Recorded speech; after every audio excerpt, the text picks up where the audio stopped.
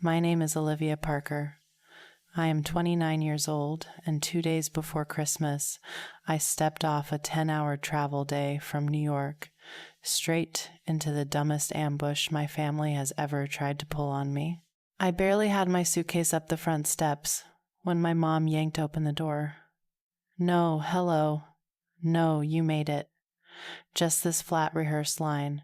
"You will babysit your sister's kids. We are going on a family trip." She was already turning away like the decision had been made weeks ago, and I was just another piece of luggage being dropped where it belonged. My sister appeared in the hallway, juggling 4 kids in little puffy jackets, cheeks flushed, eyes wild with pre-Asian hype. She grinned at them and said, loud enough for the whole block to hear, "Don't wipe your snot on her, kids." They giggled, actually leaned in to smear their faces on my coat while my mom laughed like it was peak comedy. 10 hours of airports and recycled air, thousands of dollars in last-minute tickets and gifts. And I was the punchline. I didn't reach for a hug. I didn't even step fully inside. I just stood there on the threshold, hand still on my suitcase handle, and felt that familiar switch flip in my chest. The one that always comes right before I pay for something they can't afford or fix a problem I didn't cause. Only this time it had come prepared for a different role. I smiled slow and small and wrong and said, "You really should have checked your email before you said that." My mom's smile twitched. My sister rolled her eyes. "Liv, don't start.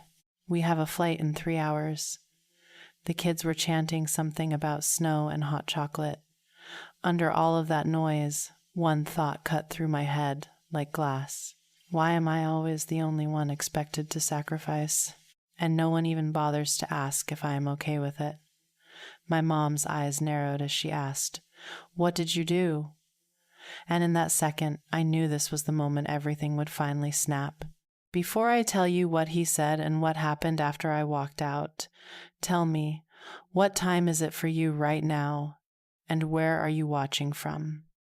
I am curious to see how far this story will travel. What I actually said was simple.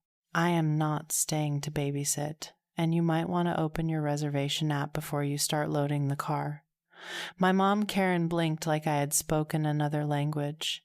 My sister Jenna let out this sharp little laugh, shoved a diaper bag into my arms, and said, "You are hilarious, Olivia.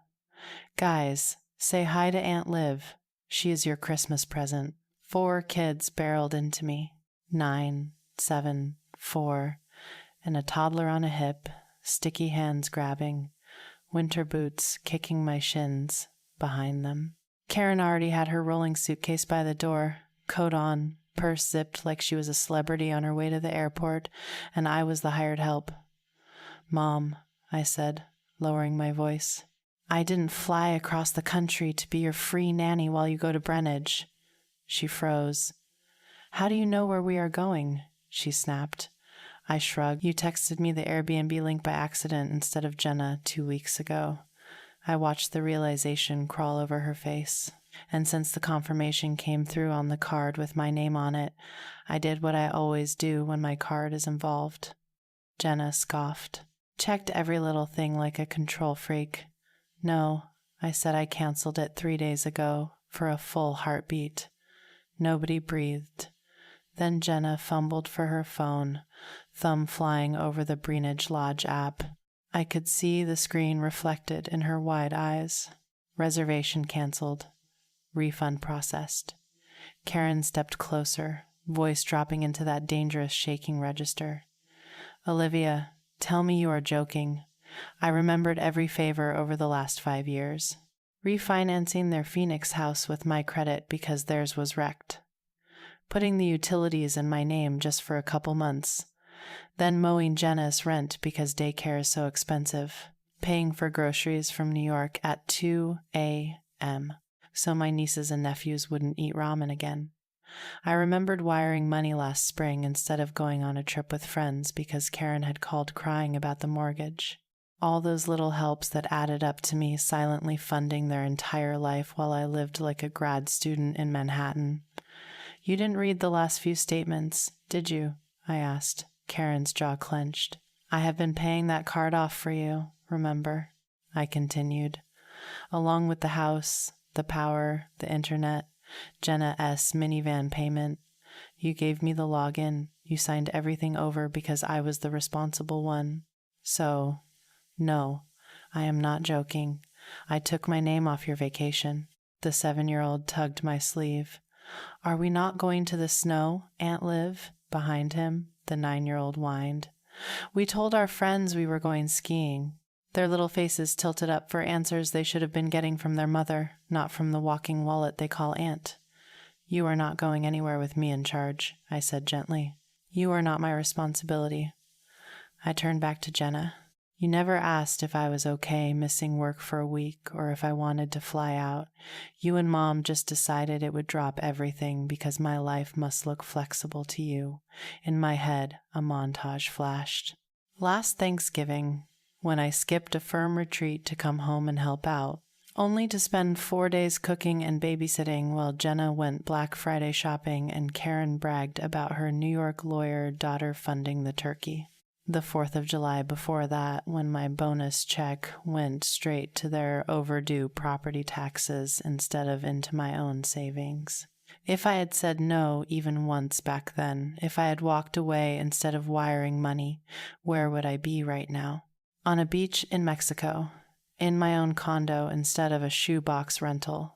Maybe not here, standing in a Phoenix doorway being handed 4 kids like a free daycare center. The 4-year-old stomped. We want to go outside.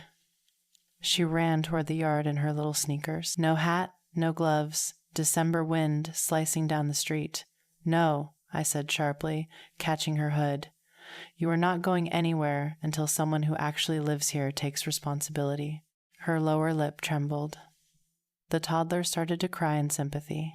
Jenna threw her hands up. See what you did. Why are you being so dramatic? It is 1 week. Live. You fly first class all the time. You will survive playing house with your nieces and nephews. I looked from Karen S. clenched jaw to Jenna S. flaring nostrils and felt that cold, steady place in me settle. I don't fly first class, I said. I fly economy. Then I send the upgrade money to you, Karen hissed. You can't just cancel our trip, Olivia. We already checked in. The flights, the lift tickets. About those flights, I interrupted. You will want to check your airline app, too. Jenna tapped furiously, then went still. Why does it say these credits are in the name Olivia Parker? She whispered.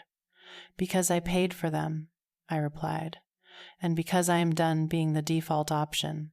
I didn't come here to babysit. I came here to stop. Karen's face went white, then red. You ungrateful, she started, but she didn't get to finish. The doorbell rang, a calm, precise chime that cut through the chaos. Jenna frowned, glancing at the clock. Who the hell is that? We are not expecting anyone. You are not, I said, sliding the diaper bag back into Jenna's stunned hands. I am.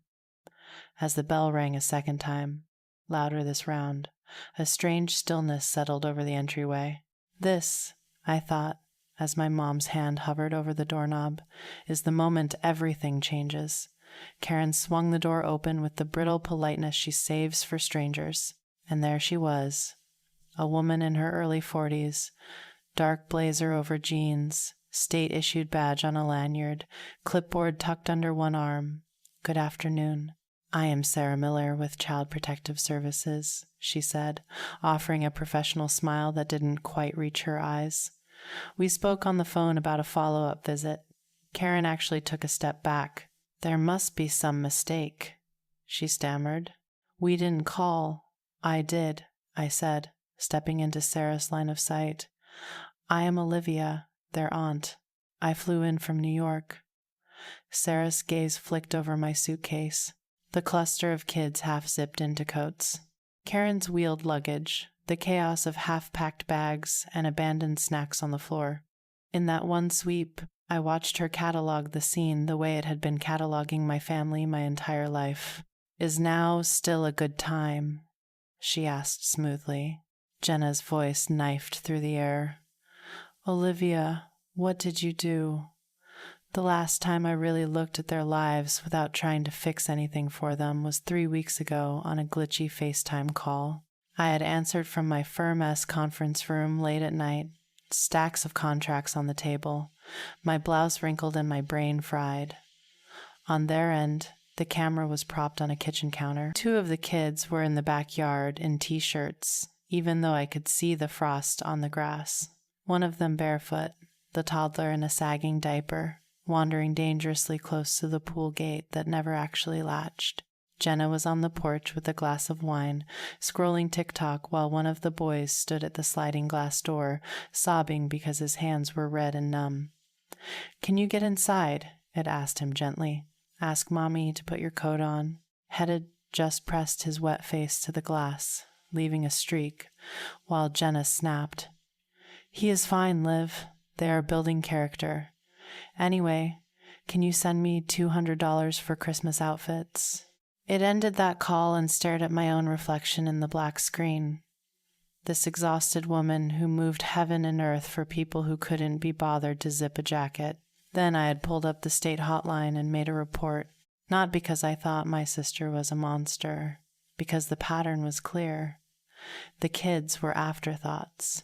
Whenever material comfort or her social life competed, I provided the dates, the screenshots, the texts where she bragged about free babysitting at Mama's going to party this weekend. Child Protective Services opened a quiet file, told me they would likely start with a home visit. No drama unless they saw a serious problem. They asked when both the kids and the primary caregivers would definitely be home. The holidays, I had said. They will all be there then. Now, standing in the doorway with Sarah, my heart hammered against my ribs. But it wasn't fear. It was the adrenaline that hits when someone finally steps between you and a moving train you have been holding back with your bare hands. This is ridiculous, Karen muttered, blocking the entrance. We take good care of our grandchildren. We are about to take them on a ski trip for God's sake. Sarah's smile cooled by a few degrees. That is exactly why I am here today. Ma, and we like to see how children are cared for in day-to-day life, not just when everything is picture perfect. It won't take long. Can I come in? Jenna hissed at me under her breath. If anything happens because of this, Olivia, I swear I looked straight at her and just loud enough for Sarah to hear, said, Nothing's going to happen if everything is as safe and stable as you keep telling me it is, right? Sarah stepped inside, her eyes taking in the sink full of dishes crusted with last night's dinner, the half-empty wine bottles on the counter at noon, the space heater too close to a pile of laundry, the toddler sagging against Jenna's shoulder with a sucker stuck to his hair. I didn't need to explain. The house spoke fluently. Where are the children's rooms? Sarah asked. He would like to see where they sleep, what kind of supervision they have. Karen jumped in. We were just leaving for the airport, so things are a little messy. But usually, Olivia is here. Jenna snapped, jerking her chin at me. She is always willing to help. She just picked today to have a meltdown. Sarah glanced at me. Do you live here full-time? No, I said. I live in New York. I am an associate at a law firm. I pay their mortgage, their utilities, the car Jenna drives, and most of the groceries. I am not the caregiver. I am the funding. My voice didn't shake. It was flat, factual, the way I talked to a judge, and I flew in because my mom begged me to come home for the holidays. She didn't mention this trip or childcare once. Sarah nodded slowly, scribbling something on her clipboard. Okay, she said. I am going to check on the kids' rooms in the backyard. You are welcome to stay in the living room while I do that. As she moved down the hall, the kids trailing behind her like a little confused parade, I caught the youngest one's eye and gave him a small smile. None of this was their fault. They had just been born into a family that treated people like resources instead of relationships. A nasty thought slithered up the back of my mind. If I really disappeared tomorrow, if I blocked their numbers, shut off the money, got a new email, and never looked back, what would they do with these 4 little humans they had counted on me to absorb? Leave them with whoever answered the phone, drag them along resentfully while they chased the next distraction, or worst of all, actually have to grow up and parent. Jenna's nails dug into her phone case. "You are sick," she whispered. "You called Child Protective Services on your own family." I met her glare, feeling something inside me finally harden instead of bend. "No," I said.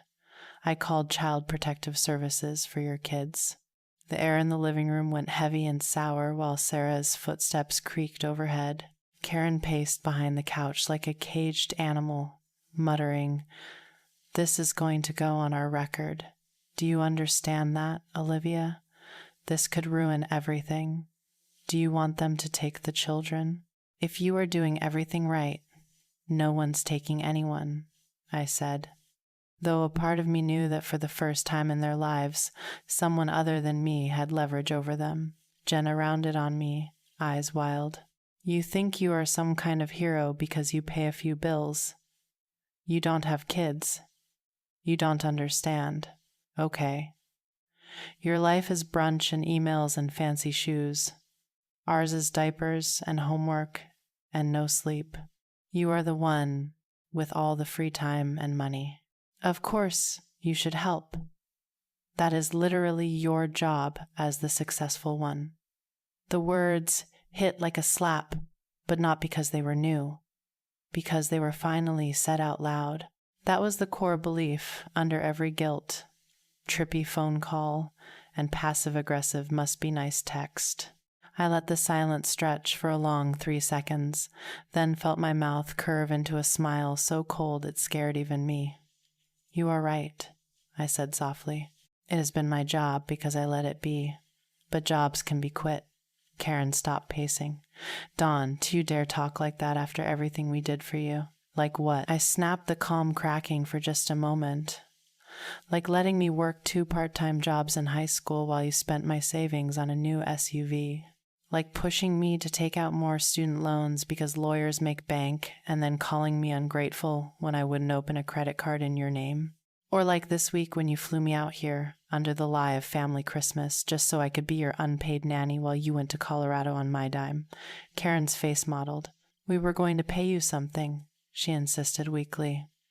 "Yeah," I shot back. "Before or after the lift tickets? Before or after the spa day you booked?" Jenna grimaced. "How would you even know that?" Her phone was still in her hand, the resort app open in the background. I tilted my head because, like I told you, I have been paying the card you used, and when I see a $2,400 charge labeled Summit Ridge Spa and Lodge on an account that's supposed to be for groceries and bills, I look into it. Jenna's voice rose to a shriek. "You had no right to cancel that trip or touch those flights. They were in my name," I said. "Paid with my card, my miles, my credit score.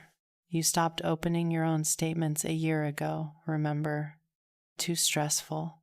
So I logged in, I consolidated, I refinanced. I became the adult while you all played victim. I reached into my carry-on and pulled out a thin folder I had tucked there before boarding at JFK. This," I said, laying it on the coffee table, "is every payment I have made for you in the last 3 years.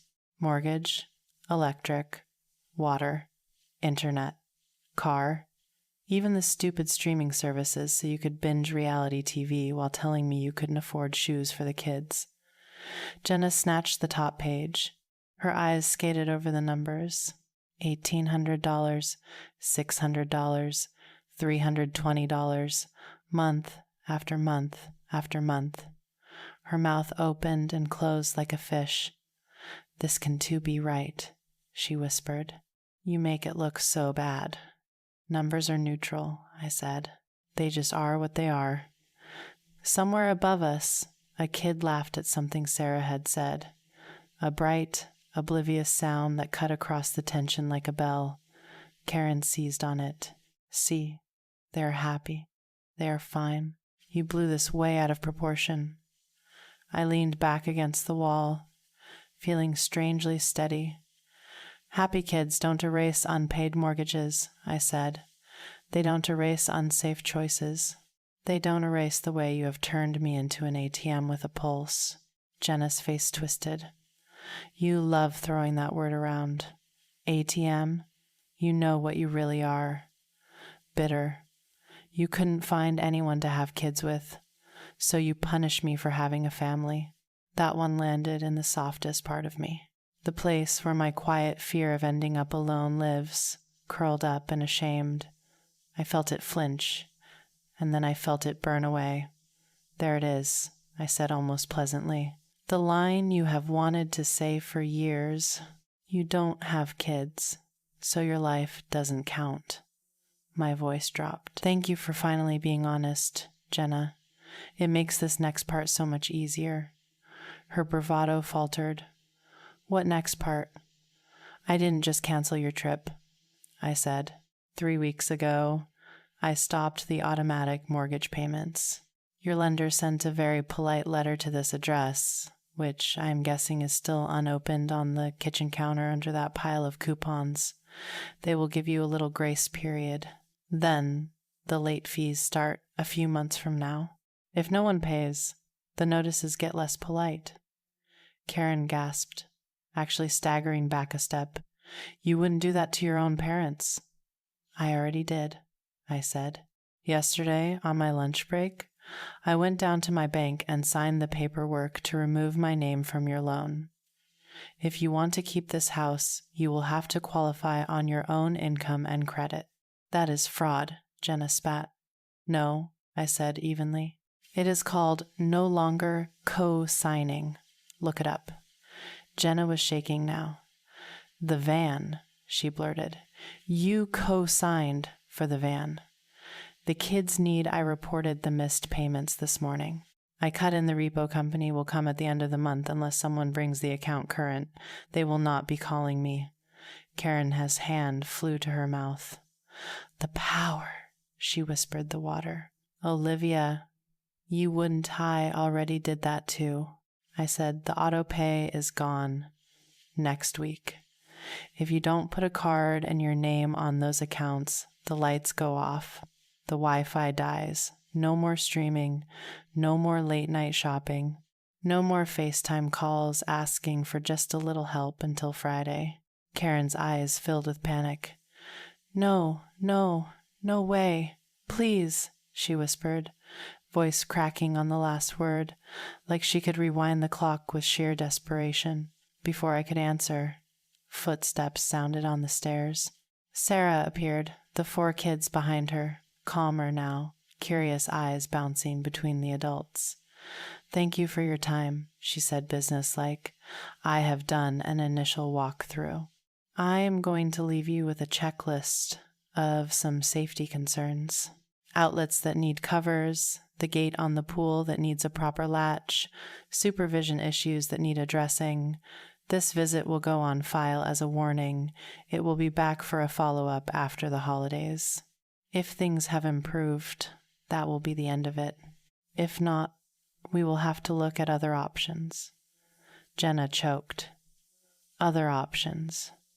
Sarah met her gaze squarely. Support services, parenting classes, in extreme cases, placement with relatives, or foster care. We are nowhere near that yet. But you need to understand this isn't a joke. Jenna's eyes darted to me, full of pure hatred. She planned this. She spat. She timed it. She wants to ruin us. Sarah lifted a hand. Right now, I don't care about your sibling dynamics, she said. I care about those 4 kids, and they need sober, present adults making safe decisions for them. Take the checklist seriously. That is all I am going to say today. She handed Karen a stapled packet and walked to the door. The kids trailed after her, whispering as the door clicked shut behind her. The last thin layer of pretense in that house went with it. For a second after Sarah left, nobody moved. The only sound was the hum of the refrigerator and the distant bark of a neighbor's dog. Then Karen rounded on me. "You have humiliated this family," she hissed. "With that woman, with this money stunt, with everything. You think your fancy New York job makes you better than us. You think you can just walk in here and tear our lives apart because you are having a tantrum." I picked up my folder from the coffee table and slid it back into my bag. "I didn't tear anything apart," I said quietly. "I just stopped taping it together so you wouldn't have to see the cracks." The front door opened again and my dad Tom stepped in. Car keys in hand, sunglasses still on like he was mid-vacation already. "What is going on?" he demanded, taking in Jenna's blotchy face.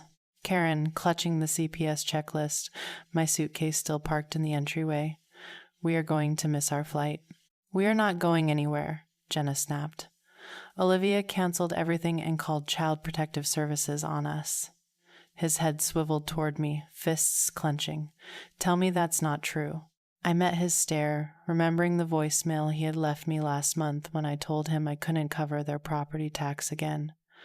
The way snarled after everything we sacrificed for you. "You can even do this one thing. The resort is canceled. The flights are in my name now. Child Protective Services just left, and I have taken my name off your financial mess," I said. "All of that is true." He took a step closer, crowding into my space the way he used to when I was 16 and dared to push back. "We raised you," he growled. "We kept a roof over your head, food in your mouth. We didn't get help from anyone. And this is how you repay us, by trying to destroy us." I laughed once, a flat, humorless sound. "You kept a roof over my head until I was old enough to keep a roof over yours," I said. "Then you handed me the bills and called it family teamwork. You know who actually helped? Me. While you pretended the pensions and disability checks were enough, and I watched collection notices pile up." Karen jabbed a finger at my chest. "You are the oldest," she snapped, finally saying the line he had been waiting for. "That means something. It means you step up when family needs you. Your sister has 4 kids. Your father's back is ruined. My health isn't what it used to be. You don't get to opt out because you are tired. This is your responsibility." Something in me went very still. "No," I said. "It was my responsibility when I was a kid and had no choice. It was my responsibility when I was drowning in law school debt and still wiring you money because I couldn't stand the thought of the kids sitting in the dark. But I am an adult now. I get to decide what I am responsible for, and I am choosing myself." Jenna scoffed. "You are not choosing yourself. You are choosing revenge." I looked at her, really looked at the dark circles under her eyes, the way her hand trembled on the Child Protective Services checklist.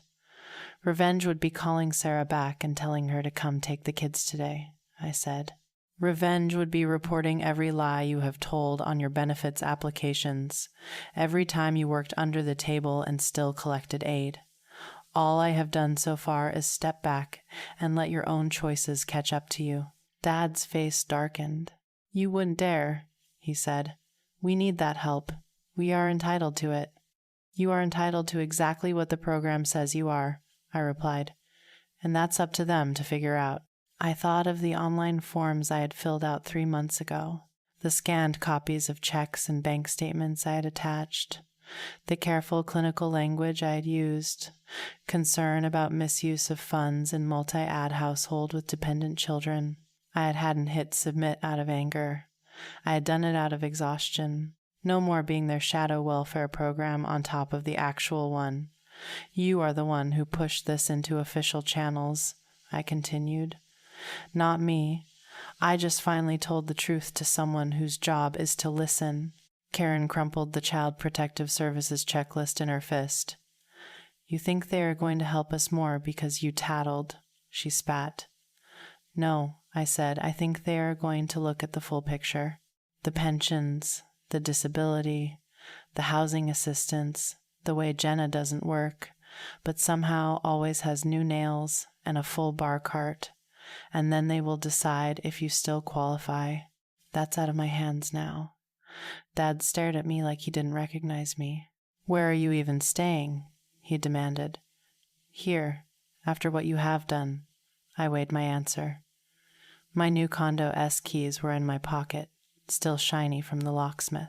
I had closed on it 6 weeks ago, scraping together a down payment from the crumbs left after everyone else's emergencies.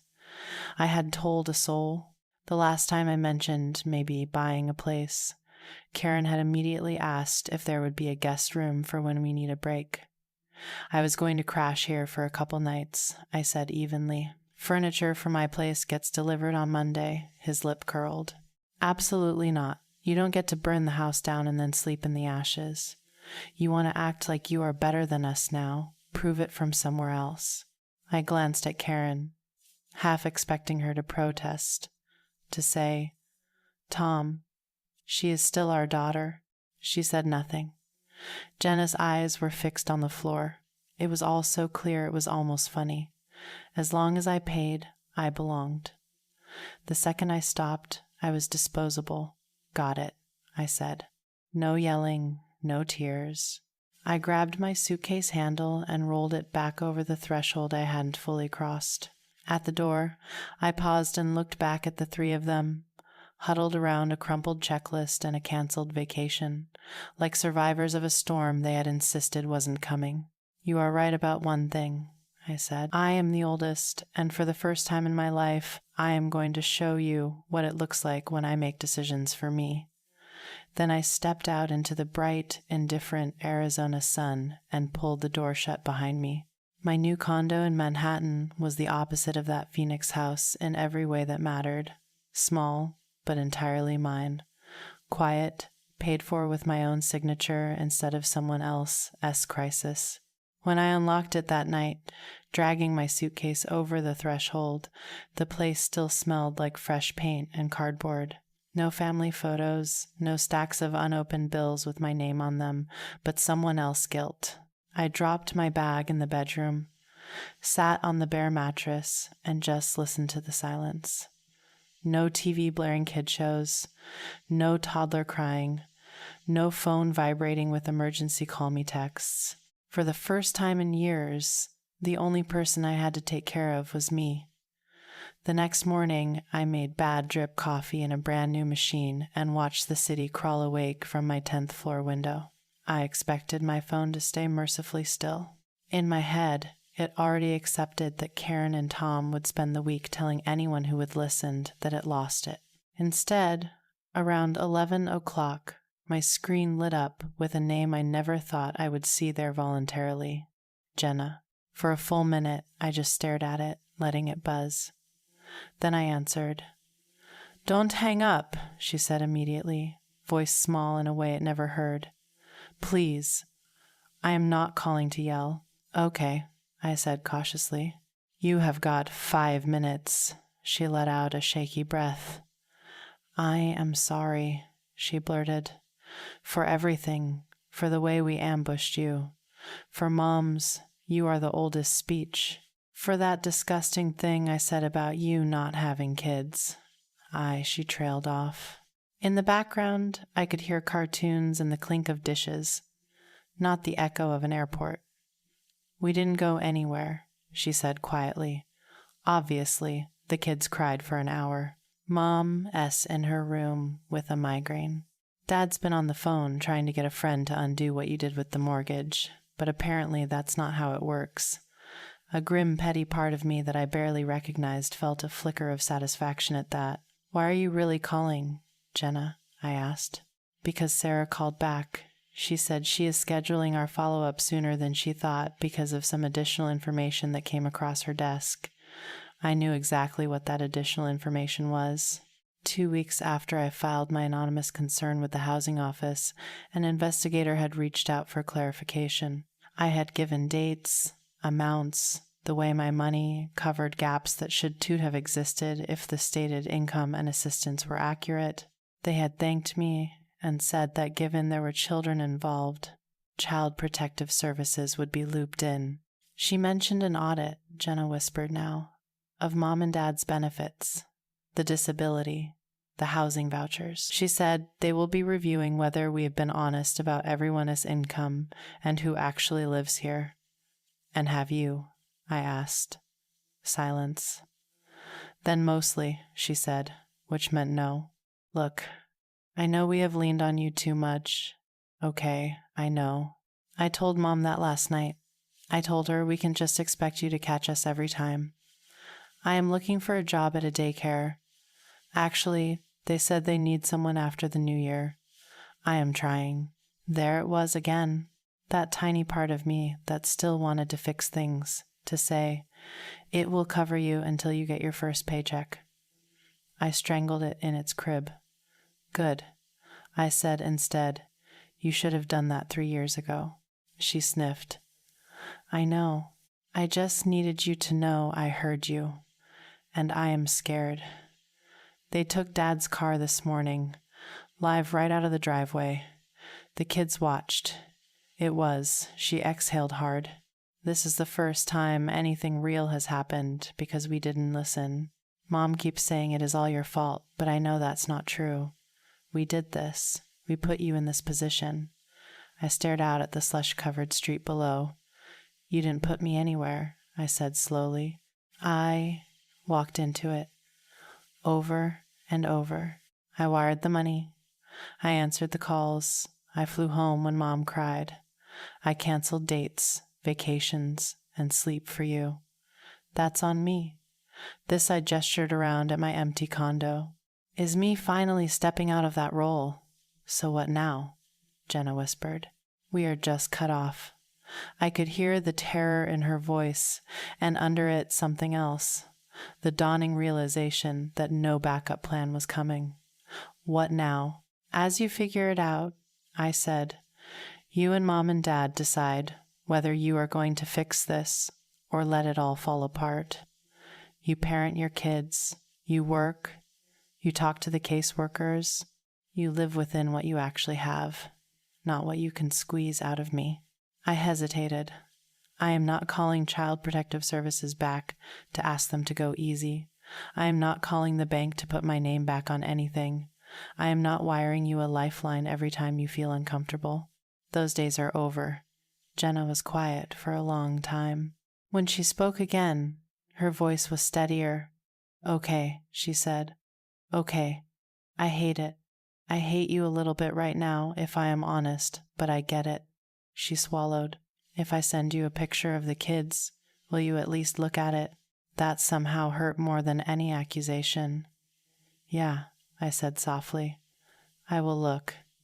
After we hung up, my phone buzzed again almost immediately. This time it was an unknown number from Arizona. I let it go to voicemail. When I played it back, my dad's voice filled the room low and cold. If you think this is over, you are dumber than I thought, he said.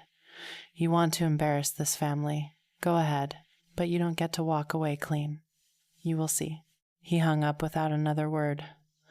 I sat there listening to that threat dissolve into digital static, and instead of fear, I felt clarity. Dad wasn't used to losing control. Cutting off my money meant he couldn't use me as his personal disaster fund anymore, and that terrified him. If he wanted to escalate, he would be doing it without my help for the first time in decades. I opened my laptop, logged into my bank accounts, and with a few deliberate clicks, I canceled the last 3 recurring transfers. Groceries, cell phone plan, the miscellaneous fund I had set up for Jenna's emergencies that had somehow turned into her fund money. Then I pulled up an email from a housing investigator I had been ignoring for a week, asking if I had any additional documentation. I attached the scanned folder of payments, hit send, and sat back. A quiet, razor-sharp bridge had been built between my exhaustion and their consequences, and her name was Sarah Miller. By the last week of January, The dust had settled just enough for me to see the shape of my new life. My condo had furniture now. A couch had picked because I liked it, not because it was on clearance. A bed frame that didn't wobble. A small dining table with exactly 2 chairs because I didn't need more. I woke up to my own alarm instead of a 6 a.m. crisis call. My savings account, for the first time ever, stayed the same for an entire month. No mysterious withdrawals, just until payday in Phoenix. Everything was coming due at once. The benefits office had sent Karen and Tom a letter. We regret to inform you that your case has been selected for review. And Jenna texted a photo of it late one night, a single word underneath. Why? I didn't answer. The next image she sent a week later was of their driveway. No van, no sedan, just oil stains on the concrete. Beneath it, they took both. I put my phone face down and went back to highlighting a contract. A few days after that, a small envelope with no return address showed up in my mailbox. The handwriting on the front was painfully familiar. The loopy cursive that had signed every permission slip and every birthday card when I was a kid. My mom says, inside was a check for $300 and a note on lined paper. We are doing what we can, it said. I know it's not enough. I didn't cash it. I slid it into a drawer with my passport and my condo deed, a tangible, maybe in a box of definite. I wasn't interested in punishing them forever. I was interested in seeing if this sudden sense of accountability would last longer than their guilt usually did. In early March, my email pinged with a message from Sarah Miller. She thanked me for my cooperation, then outlined the result of the review in cool bureaucratic language. Some benefits adjusted, others suspended pending repayment. Mandatory parenting classes for Jenna. Unannounced home visits scheduled for the next 6 months. The children remain in the home at this time. She wrote, there is significant room for improvement, but we have seen initial positive changes. Attached was a brief note. I know this has been difficult. Your report likely prevented things from getting worse. Take care of yourself. 2 days later, Jenna emailed me a photo of the kids standing proudly in front of a small, worn apartment complex, each of them holding a key on a colorful plastic ring. The caption read, our own place. Tiny, but ours. Thank you, even if you hate me.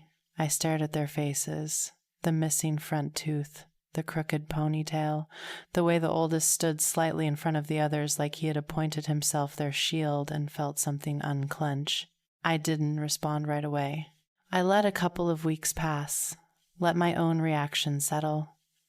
Then one evening, as snow drifted past my window in lazy spirals, I snapped a picture of the Manhattan skyline from my living room. Streaks of light cutting through the dark, I typed back. No hate. Just boundaries. That was it. No heart emoji, no love you, no promise to visit soon. Just a line drawn clearly between their lives and mine. Karen hasn't called. Tom definitely hasn't apologized. Men like him don't. They wait for the world to bend back toward them. For the person who finally said no to eventually soften and say, fine, just this once, but I don't bend anymore. One night, sitting on my couch with a mug of tea, I realized I was laughing not at a show or a text, just at nothing, at the absurdity of how quiet my life had become. There was no dread in my chest when my phone lit up because half the people who used to drain me didn't have the new number. There were no surprise overdraft alerts because someone else's emergency had eaten my rent. There was just space, room to breathe, room to think about what I wanted, trips I might actually take, hobbies I might pick up, maybe one day a family built on choice instead of obligation. People love to talk about loyalty, about blood and duty, and we are all we have got. But here's the question that keeps circling in my head when I look back at that Arizona doorway. What do you think happens when the person you have always treated as the backup plan, the safety net, the one who will always say yes, finally walks away and doesn't come back?